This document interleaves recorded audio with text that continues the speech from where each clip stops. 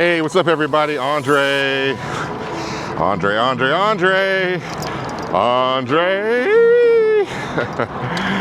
Oh man, Andre Reese at AndreReese.Biz. All right guys, as always, I really appreciate you guys checking out these videos and tuning in here to see what the brothers got to say out here on these streets. So let me just jump into it real quick and let you guys know what we're gonna talk about today. I want to talk to you guys about, I recently moved off the free version of ChatGPT to the $20 a month version of it. I'll give you guys my thoughts and opinions on why I made the move. And another thing we're going to talk about is why, since you get disrespected by your honey boo boo or your mate, why do people oftentimes disrespect you? And is that oftentimes an early sign or a warning that somebody is about to cheat on you or going to cheat on you? This is part of my relationship series. And then we'll talk about insurance. One of the things I learned in finance class, Finance 101, literally, was our job as financial people is to ensure the wealth of the shareholders. So we'll talk about that. And finally, today is Friday, September 12th, actually June 12th, and everybody's been waiting for the SpaceX IPO. There's positive love and there's a lot of shade on both sides, so we're going to talk to you guys about that for sure. So let's go ahead and jump into the B-roll, or the in other news, as I like to call it. So yeah, we'll get into those topics in a second. So what's going on today? Today is Friday. Like I said, it's June 12th, and it's about right now about 7:30. The weather out here has been hot crazy, and yesterday I think we got up to like 98 degrees or something. I went outside, it was really humid and really hot. We didn't end up doing anything at all. And I said, well, today I'm gonna wake up early and go ride like at 6:30, you know? And so I got up early like at 5:30, but I was doing some stuff, had to get some work done. And I finally didn't get a chance to go down and get on my bike to about 6:45. I think roughly around 7:10 is when, or a little bit after 7 is when I started riding. Somewhere in right now, it's like about 7:20 or so. But the temperature is about 75, and the humidity is probably pretty intense right now, you know, so I feel like I'm from Norway, and I'm here to try to play the, you know, the World Cup down in Florida, but no, it's not that bad at all. But yeah, so I've decided to get out early and try to beat the heat. I think today is supposed to be close to 100 with the heat index, you know, so my brother wants to try to get out here and try to make it happen. So here we are. And coming up into this weekend, you know, I think the last month or so, a lot of what we've been doing is graduations and celebrating birthdays, and we got another birthday this weekend we're gonna celebrate. So we're gonna head up north to DC and hang out and celebrate up there. So should be a lot of fun. It's supposed to be warm up there also as well, you know, so all good.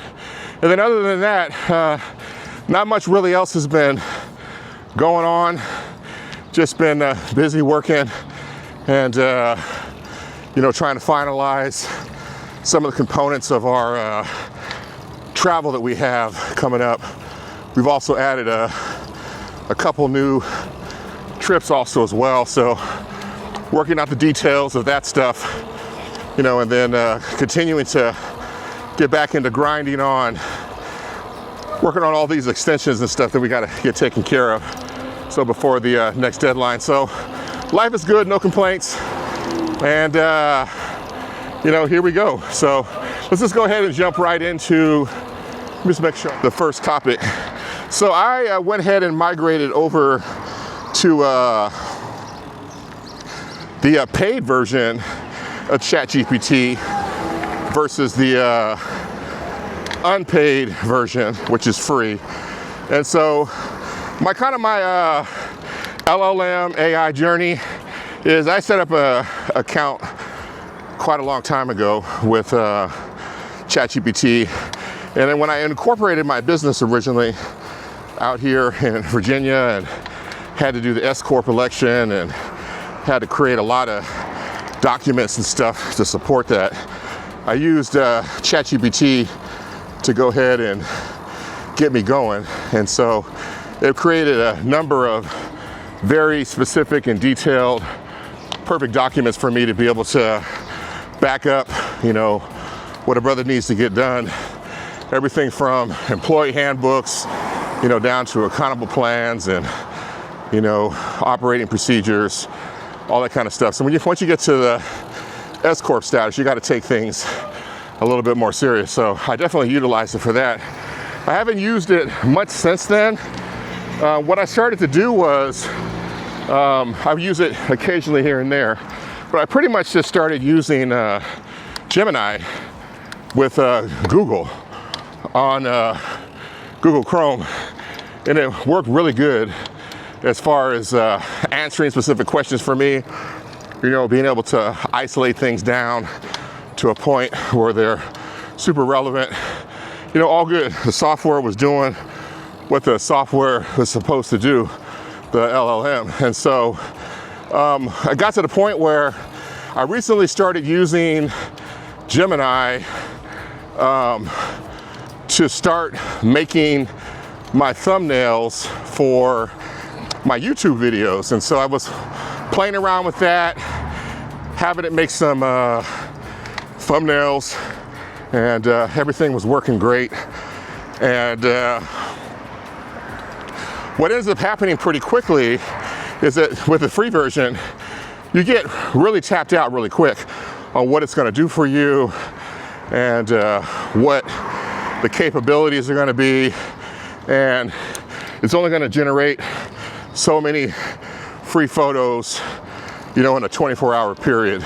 So a lot of times I was making photos and making thumbnails and all that, and I started to get to the point where I was getting timed out. So I said, okay, well, that's fine. What I'll do is from now on, whenever I make a thumbnail, I'll just make it for the video that I have that's going up.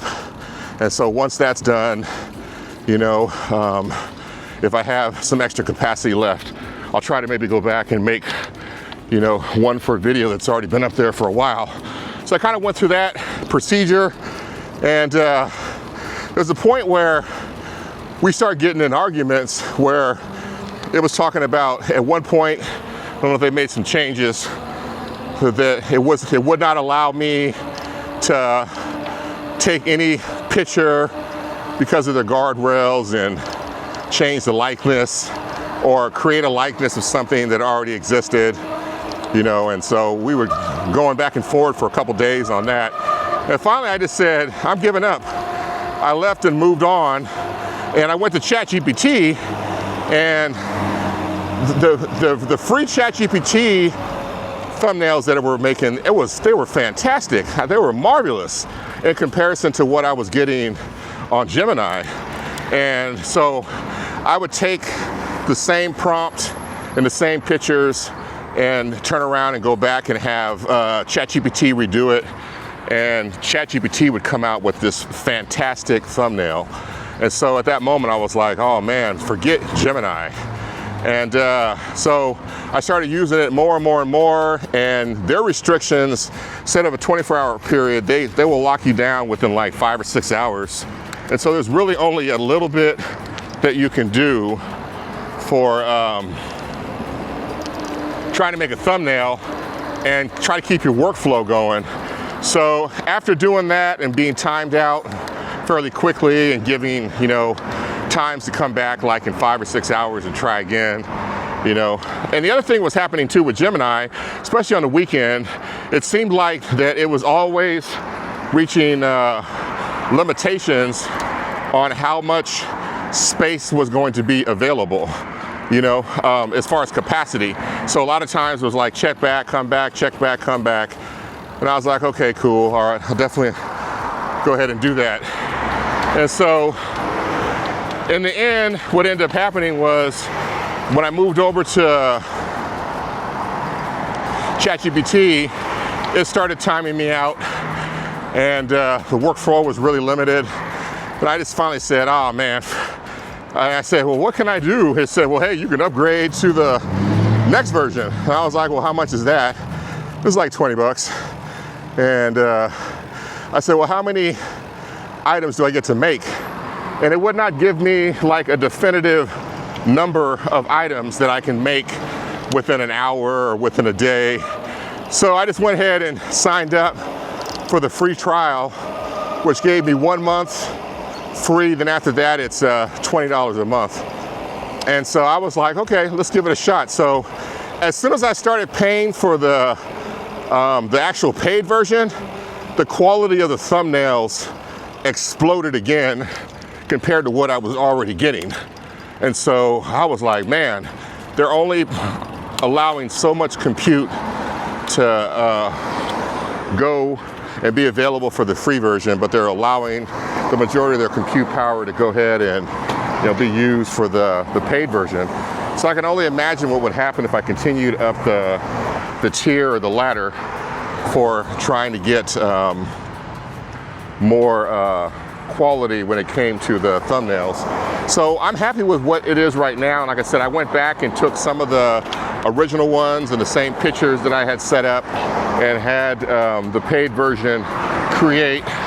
And I got even better thumbnails that came out of the whole thing.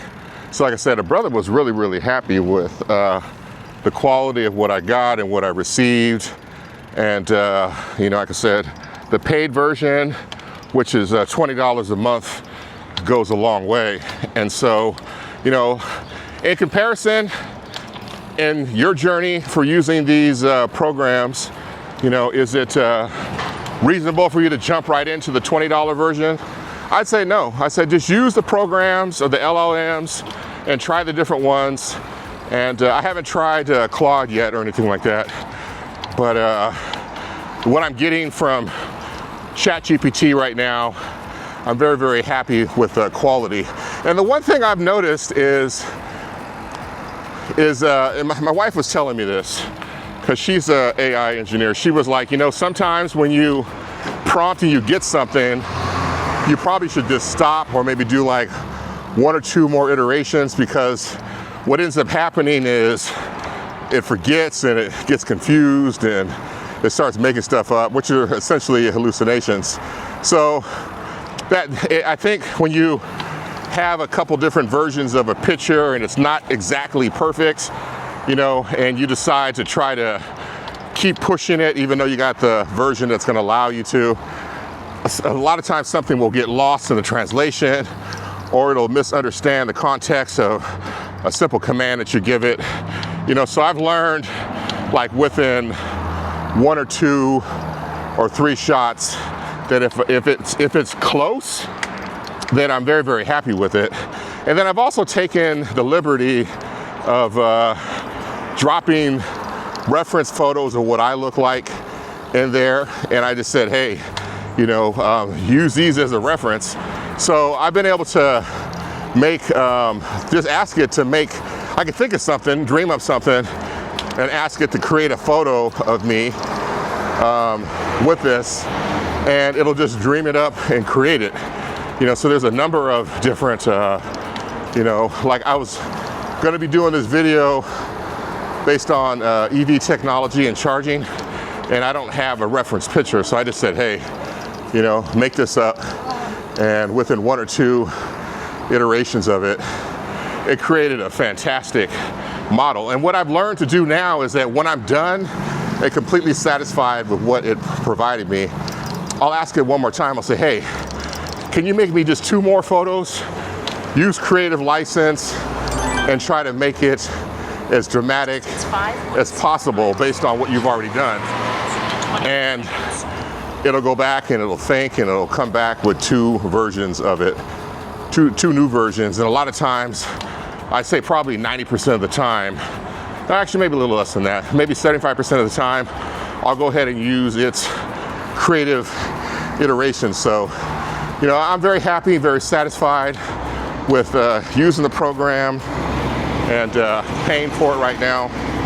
And if you're in the same type of situation, you know, and you're thinking about using one of these LLMs, you know, like I said, try the free version first, see how that goes, and then you'll know at some point when it's time to move on.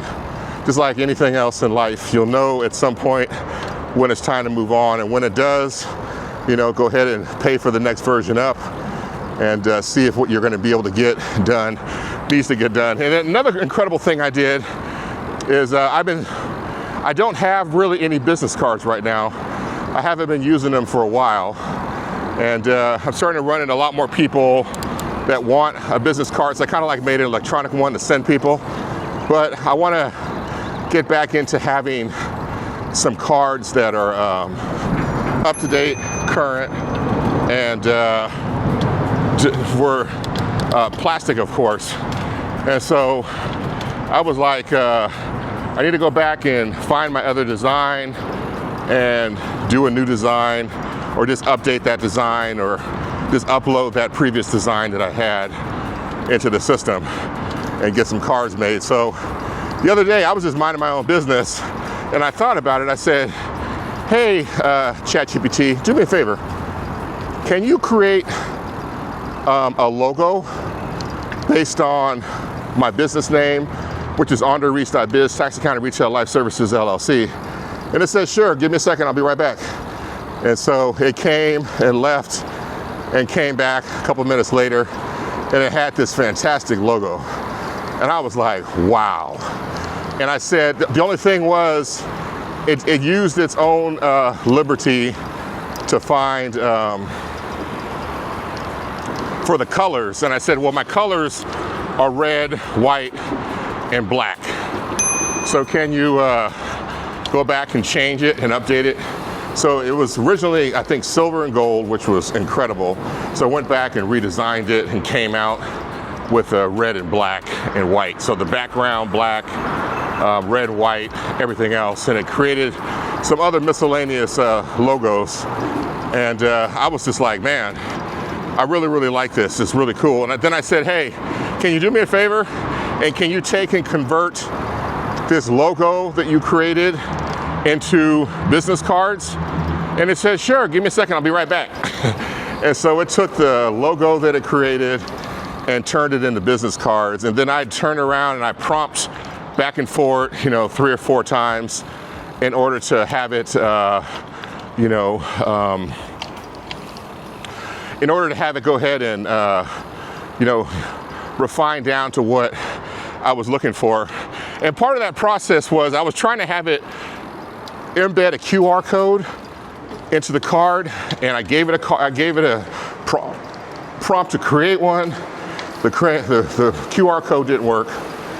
I actually gave it a QR code that I got from Google and had it embedded. It didn't work.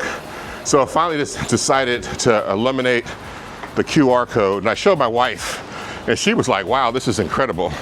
And so, you know, she signed off on the quality of how it looked and what it was. And my brother was happy, he really was. And so in the end, I had it eliminate and remove the QR code, but everything else stayed. Then last night I went ahead and just uploaded the cards to a plastic business card website. And I should get a proof today, and then roughly about 2 weeks or so, I should get them shipped to the house. So my brother is happy for what happened, and I would have had to have paid somebody quite a bit of money to go through the phase of designing this stuff. So I'll tell you, having ChatGPT or one of these LLMs will definitely allow you to take your presentation to the next level.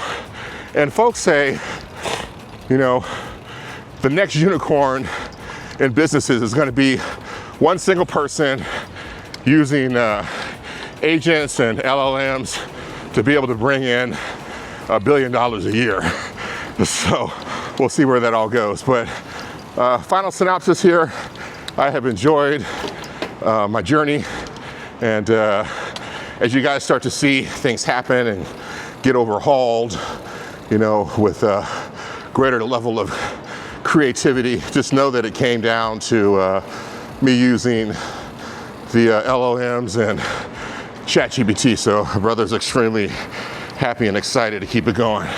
So all right, that's it. Let's wrap up this topic and jump into the next topic. So let's talk about relationship disrespect, and is that a sign that somebody is cheating on you or about to cheat on you? And I would say there's no universal truth in any of these things I talk about. You know, you can have, and the exception oftentimes proves the rule, you know, but the way I see it is if somebody disrespects you, they don't like you. And if they don't like you, they don't appreciate you. And if they don't appreciate you, you know, of course, you know, the disrespect is going to be there. So, you know, that's like the foundation. So the three things are like, appreciation, and respect. And so if one of those things don't exist, the other two can't exist. And so what I found in my journey in life, along with, you know, just people around me and, you know, folks that are clients and friends over the years and all that, is that somebody is not, anything's possible. Most likely somebody will not cheat on you if they respect, appreciate, and they like you. They're just not going to do that, you know. And I'll tell you, what I've seen with almost everything is a lot of times people have to dehumanize you and villainize you in order to be able to, you know, levy atrocities on you. And a good example, like a giant one, is like, look at what's happened with slavery, you know. So there's a point where people came over and did a test and determined that folks that were African, a lot of times it's tied to the missionaries and all that. And so just imagine if folks didn't feel that way about people that were enslaved in Africa. How you doing? And most likely it never would have been as it was or as atrocious as it is. And so that's just a general example. You can think of, you know, 1,000 different ways that kind of prove that point. You know, and so, and I've ran into so many people in my life, even men, you know, specifically men, you know, people that I knew or around or, you know, that filtered in and out. And the ones that cheated on their ladies, you know, and this also goes for the stories I've heard, you know, directly from women that have cheated on their men. They always have a negative something about them that they focus on.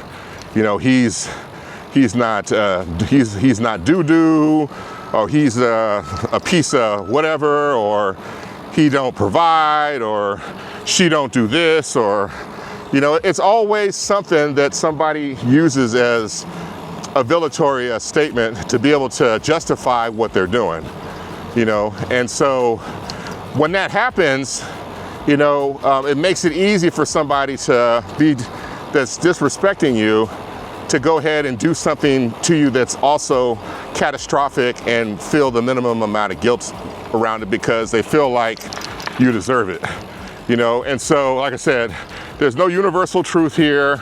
There's no one size fits all, but just be cautious of people that are around you, whether they're in a relationship or whether they're in a, you know, friend capacity, how you doing? Or, you know, some other type of capacity, that if they are not appreciative of you, they're not respectful to you, and they don't like you, there's a good chance that they can easily do things that go against your best interest, you know. And I strongly believe this, and I talk to people all the time about similar situations that they may have gone through that kind of fit this model. And I'm like, hey, look, you got to decide what you want to do, how much you're going to accept, and how much you're willing to be a part of things going forward. I can't tell you anything at all to do. I'm not going to tell you anything to do, but just realize, based upon what's already happening, that the chances of the situation changing are very, very slim, you know. And so, you know, ultimately, in the end, you have to wake up every morning and be happy with what you're doing. And so I'm not here to judge you any kind of way, you know. So it's kind of like that tough love, father type of perspective, you know.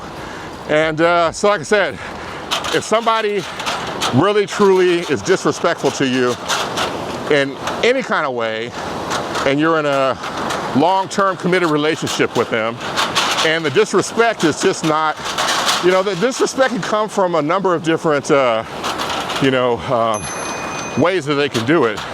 They can do it publicly, they can do it privately, they can do it, you know, physically to you. There's all different kinds of ways. And so if somebody's not operating in your best interest and they're not trying to uphold you and uplift you, just know there's a good chance that the groundwork is being laid or has been laid or it's being maintained for them to be able to, you know, move against your best interest. And a lot of times, if you ever do find these things out and you confront the person, they're not sad for what they did. They're just sad that they got caught, you know. And these are kind of things that you have to talk about and think about yourself. So I'm not going to tell you to do things one way or another, but just know that, you know, disrespect is a foundation for somebody moving outside of your best interest. Cheating is an obvious thing, but there's other things that they can do to you financially, emotionally, physically, that come out of disrespect. So what are your choices in the matter? You're gonna have to think it through, figure out what your limits and what your boundaries are. And if your boundaries are being broken and you're allowing it to happen, you know, that's on you. So you can't hold them accountable if you're not holding yourself accountable. You know, so like I said, all the stuff I oftentimes say is all about personal accountability. And if you're not holding yourself accountable and being responsible to yourself, you can't expect anybody else to do that as well. So that's kind of the wrap up here on this conversation. And I don't have anything else to add that comes immediate to mind. So all good. So let's go ahead and jump into the next topic. Let's talk about, what is it? Ensuring shareholder wealth and value is what it is. And so one of the things that I learned in finance. So my educational journey. All right, so out of high school, I wanted to be an engineer. And so getting out of high school, didn't end up going away to college. I got accepted to UCLA, Cal Poly, Pomona, San Luis Obispo, and some other schools, you know, that are in there. And ended up going to community college, and I was so angry that I essentially failed myself out of school and started working. And distance 7. Oh, here's a snake up here. Miles, duration 51 minutes and 36 seconds. That's a snake, black snake. Whew, okay. And you know, there's a snake up there. Yeah, just watch out. He's already crossed. All right, cool. So just warned her, but he was moving pretty quick. So I eventually left school, went out and worked, made a mess of my life, and eventually realized I needed to go back to school and get an education. So I had always been fascinated with the stock market, and back then things were a lot different than they are now. And good morning.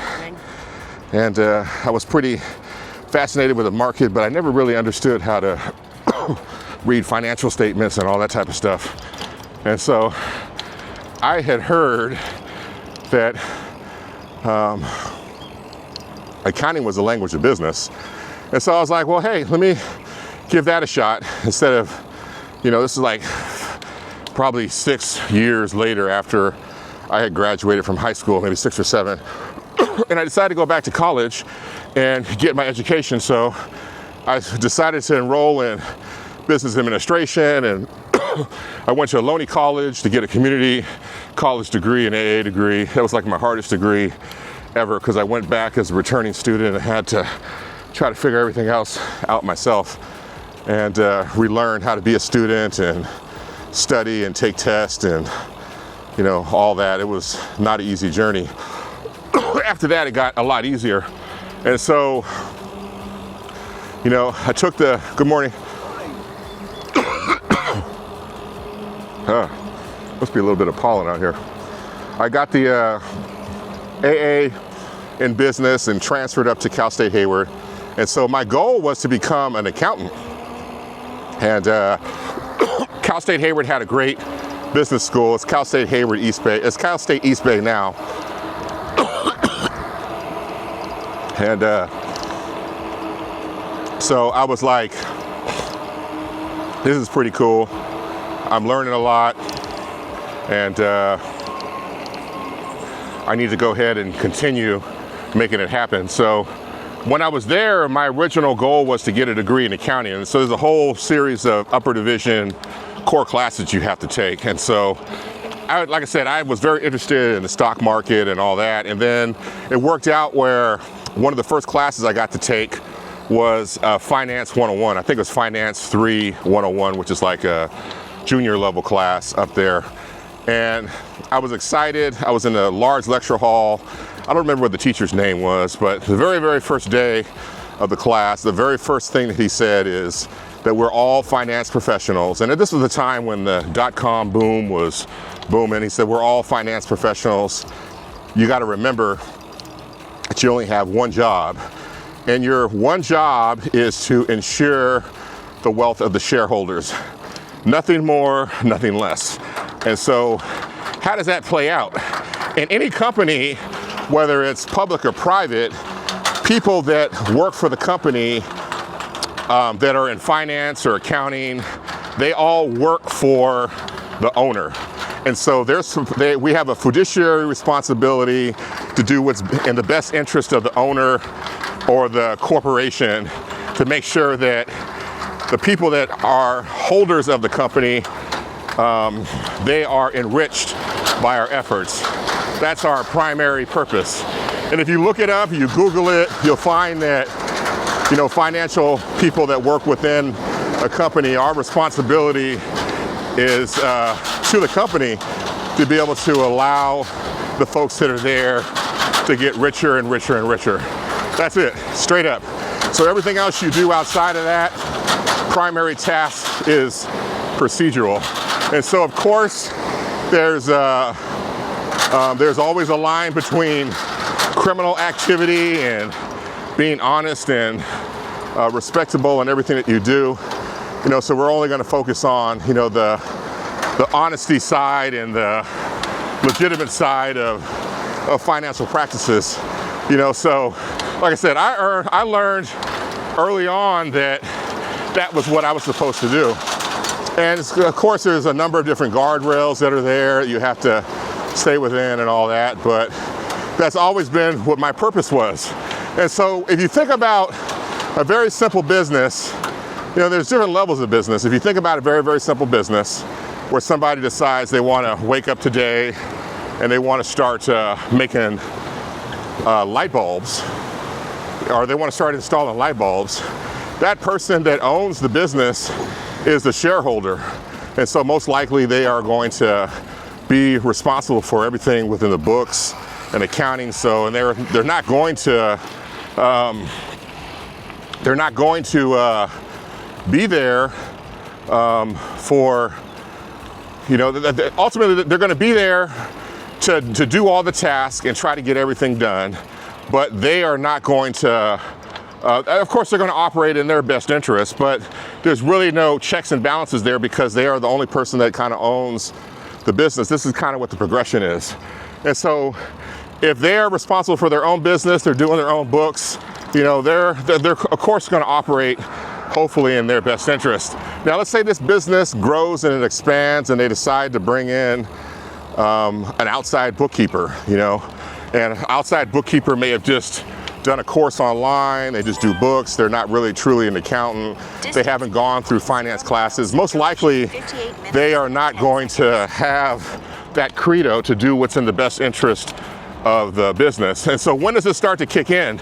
If there's a point where if you're a small person that's doing the books for a business, there's a point where the business can grow so much that it's outside of what you're capable of and what you're able to do. And so in those situations, at some point somebody has to part ways. Either the owner realizes that they're not getting what they need, or you're like, well, all these things that you want, I can't do, and I'll just go ahead and tap out gracefully.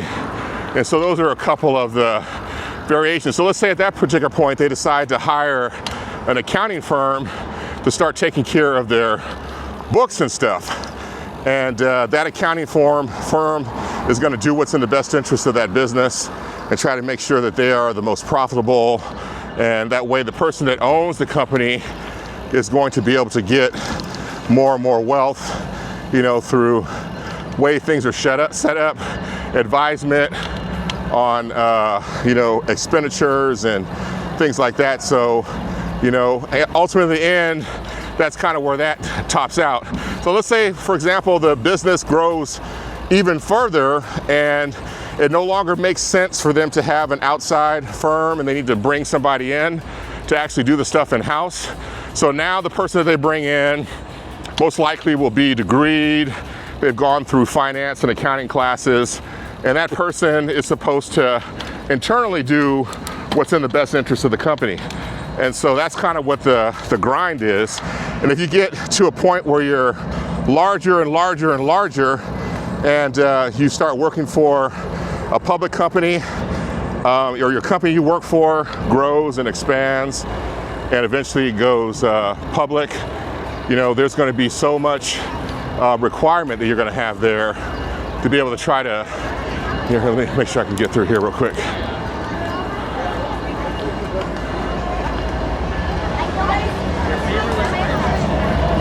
Okay.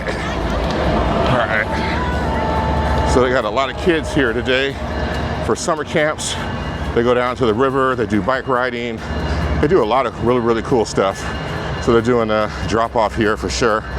So it keeps growing and getting bigger and bigger and bigger and bigger and bigger, and so in the end, even though we may or may not be the owners, we have to act in the owner's best interest, and if it gets to the point where we can't do what they need, the most responsible thing to do, the train's starting to move up here, the most responsible thing to do is to tap out and respectfully decline and let somebody else step in that can continue to add value. And that's kind of where things are and what the responsibility is. And so ultimately it's known as being a fiduciary and operated in the best interest. Now, not all finance professionals are fiduciaries, so a lot of times you're going to have to ask,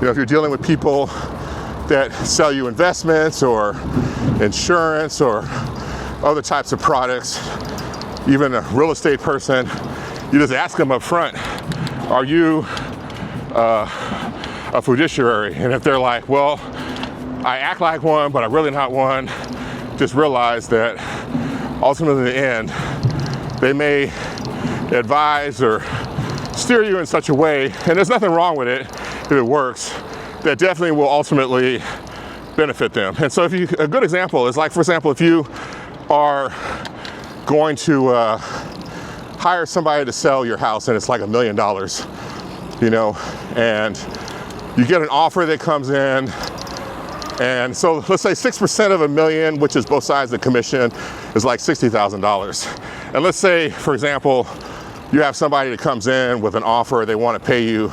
$980,000. So,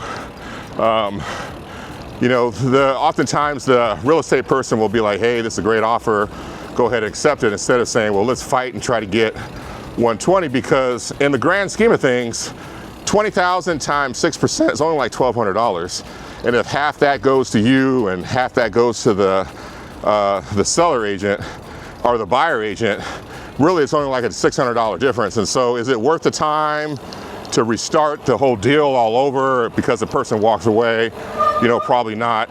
And I'm not saying that this is what happens, but this is just a simple example I think that everybody could understand. And there's a ton of really, really good real estate agents out there. The one we used recently to sell our house, or sell Marilyn's house, her condo, fantastic. And when we were buying our new house, she was there in the paint, fighting all the way. So just giving you guys just a simple example, not painting any particular profession, but that just kind of gives you a general idea. And and a lot of times if you try this, I always ask, like if I'm in a restaurant and I'm looking at two items, I'm looking at like the giant breakfast that has, you know, it's $20 and it has everything included in it. Then like the really, really, really giant breakfast, which might be $22. I might ask the waitress and say, hey, you know, between these two breakfasts, which one would you recommend? And they always do the same thing. They're like, I would recommend the gigantic, super, really big breakfast because it has, you know, X, Y, and Z, which the other one doesn't. But in the end, and I tell you, I've never really ever had anybody ever recommend the one item that costs less, because essentially the people that are serving you, they are working on commission. So they get a percentage of the food bill, and you know, the tip is based on that. You know, so the more that you can spend, the more tip that they're going to get. You know, so all good, and I get it. And sometimes I just ask that question just randomly, but I've never had anybody ever recommend for me to get the cheaper items. So that's it, guys. Just remember, when it comes to investments, that not investments, but when it comes to businesses and finance people, you know, our job is to make sure that those that own the companies get wealthy. And that's what our responsibility is. And it's beating us from the very, very beginning. And so as soon as you guys can realize that, and that's part of the game, you know, you just have to respect the game and figure out how you can become an owner. And you can become an owner by doing two things: starting your own business and letting it grow over time, or you can invest in other businesses that have people that are in a fiduciary responsibility to get you wealthy.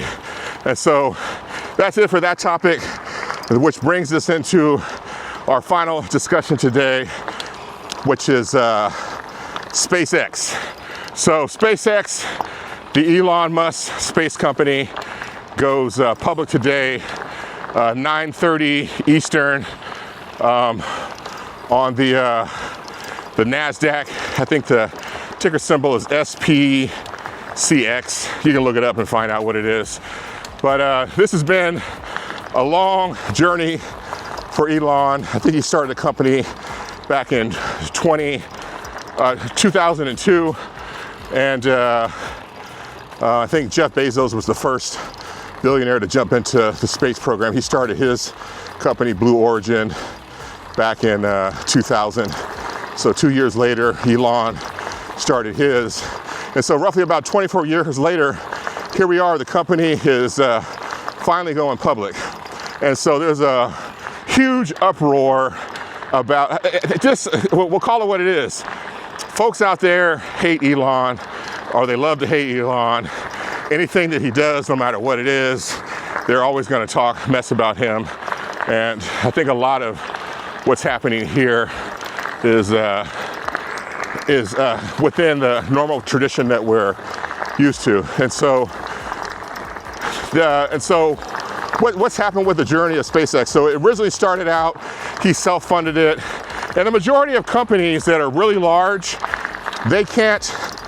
Elon, even though he was very wealthy at the time, he only has so much liquidity, and the size and the principle of what they're trying to accomplish with this company will take billions of dollars of spend before they even get a chance to start making the first dollar. And that's kind of like what happened. There's a number of years where they were just, Elon Musk, very smart, very intelligent individual. He taught himself rocket science, and through textbooks and other avenues and means. He didn't go to school, get a PhD or master's in it. He just learned in real time and based on, textbooks, etc. And he's definitely capable of doing that because, Elon, we all know he's on the spectrum, and he approaches problems and sees things differently than most of us do. And, and so in order for him to even get to the point where the company was even going to even be viable, they had to spend billions of dollars to get to where they were going.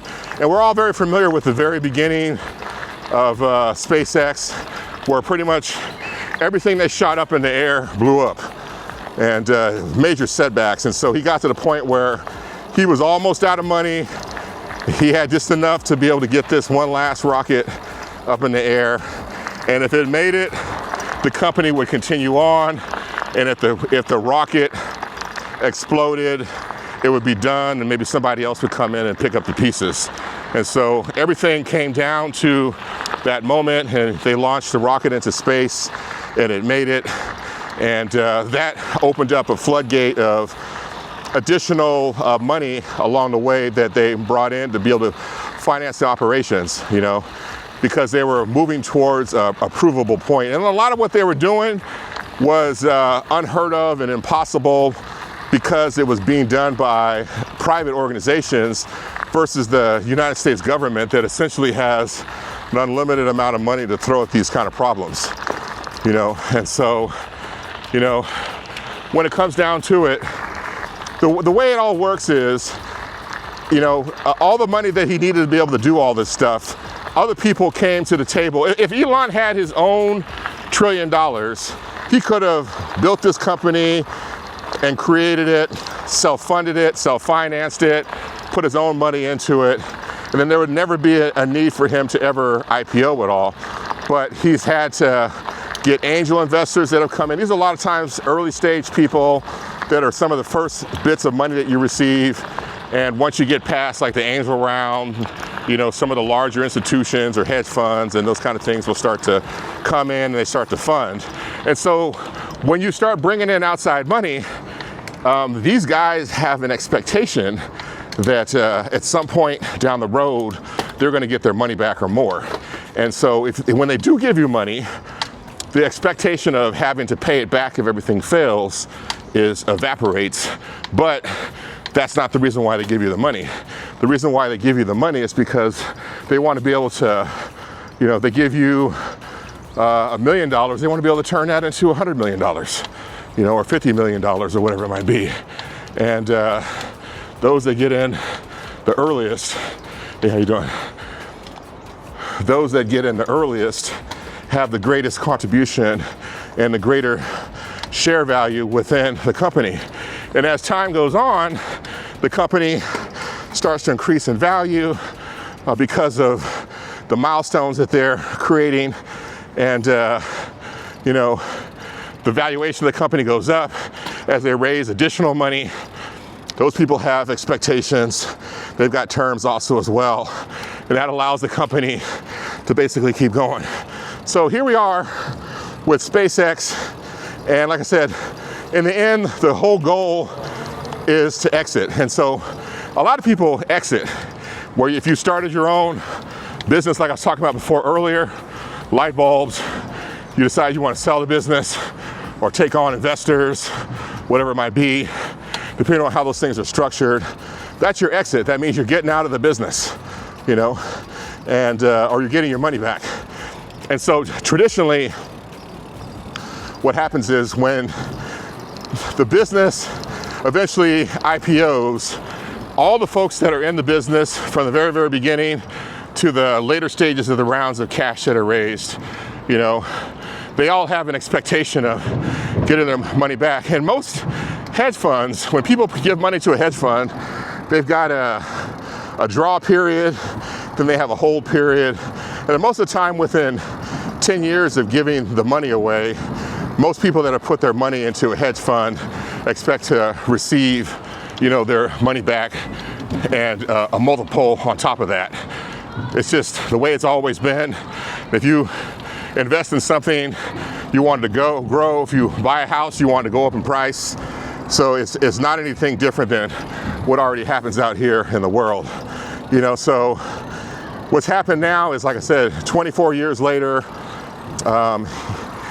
Elon, I think they're floating, I think it's 555 billion shares is what the float of the company is going to be, but they're only going to release like a small amount of them, like 4%. And so, and he's named the price 135.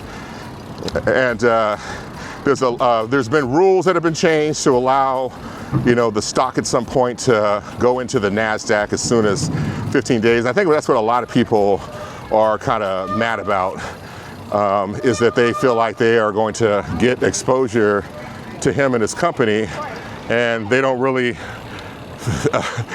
care and like him that much. All good, it is what it is, you know. And you know, so 135 is what the price that it's being listed at, and you know, the company itself, Elon, is going to completely control it going forward. I think he's going to have 85% of the voting rights of the company. So it's going to be very difficult to overturn him and overthrow him. Whatever his direction is, whatever his direction is. But I myself personally, I have Robinhood. I put in for an allocation of SpaceX, and I just found out this morning that I got some shares. You know, so those are going to start trading today. And so we'll see where everything goes. I'm not here to hate on him or hate on the process. The process is the process. People are always going to find something to focus on. And a lot of times the things that people focus on are what they shouldn't be focusing on. You know, and so, and if I watched a roadshow and looked at what, right now space is the next frontier, I'm telling you guys. And the things that they are trying to do, and like I said, none of this is investment advice. I'm not telling you guys to do anything at all. Matter of fact, don't do anything. But space is really the next frontier when it comes to data centers. The things that they're talking about doing by putting data centers in space and being able to connect everything with lasers and be able to share data back and forward and increase communications, and having a data center that runs in space takes care of the cooling issue, it takes care of the electricity issue. It solves a lot of problems that are here on Earth. And they right now, there is nobody at this point that even comes close to what SpaceX is doing. So in 24 years, right now, a lot of people don't realize it, that about every 2 or 3 days, SpaceX sends a rocket up. It's incredible. It happens so often that most people don't even realize it even takes place, you know. And so when those kind of things happen, you know, we take them for granted.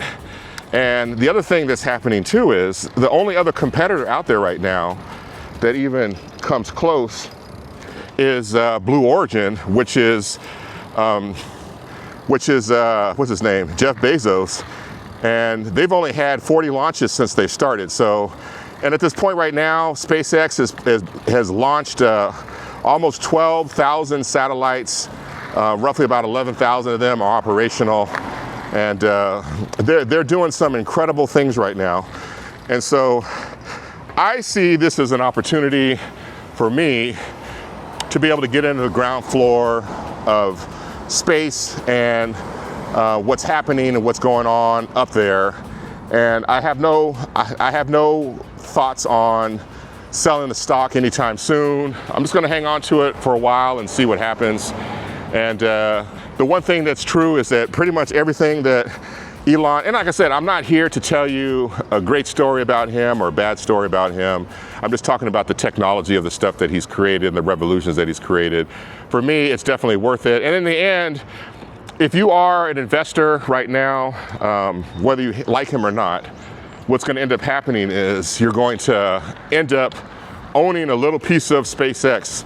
And they say right now, roughly about, I think they say roughly about 45% of people that have retirement accounts have the NASDAQ 100 in it, which is where they're going to probably be listed in the next 15 days on a fast track. How you doing? And, you know, in that case, you know, it's one of those things where, what are you going to do? You know, you're going to be owning a piece of it, and the best you can hope for, if it is part of your portfolio, is that it does well. You know, and so like I said, I'm not here to tell people to do one thing or another. I'm just letting you guys know that I see the potential in this, and whether it does real good short term, I'm looking more long term on this one and as an opportunity. And if it crashes in price, you know, cool. Perfect. I'm gonna go ahead and try to see if I can pick up some other shares later on. But just want to let you guys know I did get a small allocation through Robinhood. My brother's happy, and we'll see where this space ride goes. So that's it for me. My time's up. I appreciate you guys listening. Of course, as always, take care, and we'll see you again on the next Cyclecast, guys. Peace.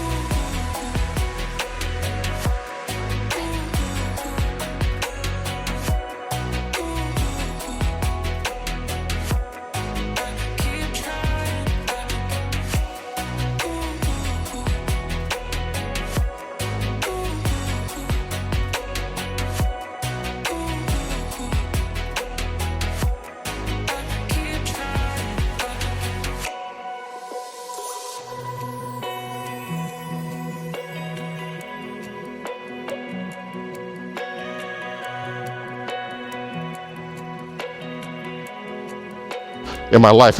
Oh, shit. Okay. My brother fell. This is black ice. Okay. All right, I'm okay. All systems check. All right, I'm good. So let me just penguin it.